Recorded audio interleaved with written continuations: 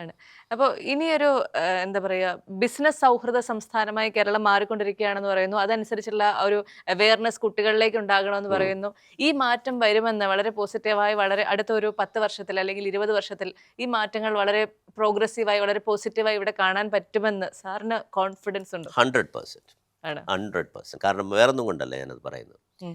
നമ്മൾ എല്ലാ കാലവും ത്രൈവ് ചെയ്തിരുന്നത് ഒരു മൈഗ്രേറ്ററി ട്രെൻഡ് വെച്ചിട്ടാണ്. ഉം. അതായത് ഒരു കാലത്തത് മദ്രാസിലേക്കും ബോംബെയിലേക്കുമായിരുന്നെങ്കിൽ ഉം. കുറച്ചുകൂടെ കഴിഞ്ഞപ്പോൾ അത് ഗൾഫിലേക്കായി. ഉം. കുറച്ചുകൂടെ കഴിഞ്ഞപ്പോൾ അത് യുഎസിലേക്കും മറ്റ് യൂറോപ്യൻ അല്ലെങ്കിൽ ഓസ്ട്രേലിയ, ന്യൂസിലൻഡ് രാജ്യങ്ങളിൽ ഈ ഒരു ട്രെൻഡ് ഇങ്ങനെ കണ്ടിന്യൂ ചെയ്തു വന്നു. ഉം. ഇപ്പം നമ്മൾ കാണുന്ന ഒരു ട്രെൻഡ് ഒരു ഡീ ഗ്ലോബലൈസേഷൻ ട്രെൻഡാണ്. നമ്മൾ ഉം. ശ്രദ്ധിച്ചു കഴിഞ്ഞാൽ ഓരോ രാജ്യങ്ങളും അവരവരുടെ ജോലികൾ പ്രൊട്ടക്റ്റ് ചെയ്യാനും ഞാൻ കൺസ്യൂം ചെയ്യുന്ന കാര്യങ്ങൾ എൻ്റെ നാട്ടിൽ തന്നെ ഉണ്ടാക്കണമെന്ന് നിർബന്ധം പിടിക്കുന്ന ഒരു ഭരണാധികാരികൾ വരുന്ന ഉം. ഒരു കാലഘട്ടമാണ് ഇപ്പോൾ നമ്മൾ കണ്ടുകൊണ്ടിരിക്കുന്നത്. ഇപ്പോൾ കഴിഞ്ഞ ആഴ്ച യു കെ ഹാസ് മെയ്ഡ് നേരത്തെ 5 വർഷത്തേക്ക് കിട്ടിക്കൊണ്ടിരുന്ന പെർമനൻറ്റ് റെസിഡൻസി അവരിപ്പോൾ 10 വർഷമായിട്ട് എക്സ്റ്റെൻഡ് ചെയ്തു. ഉം. അത് തന്നെ 10 വർഷം കഴിയുമ്പോൾ എന്താവും നമുക്കറിയില്ല. അറിയില്ല.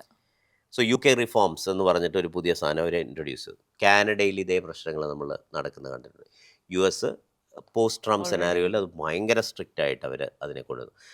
Europe will also go in those lines. Um. അപ്പോൾ വളരെ പെട്ടെന്ന് തന്നെ നമ്മുടെ നാട്ടിൽ തന്നെ നിന്ന് നമ്മൾക്ക് ജോലി എടുക്കേണ്ട ഒരു സെനാറിയോ ഉം. ഉണ്ടാവും എന്നാണ് ഞാൻ പ്രെഡിക്റ്റ് ചെയ്യുന്നത്. It's A prediction.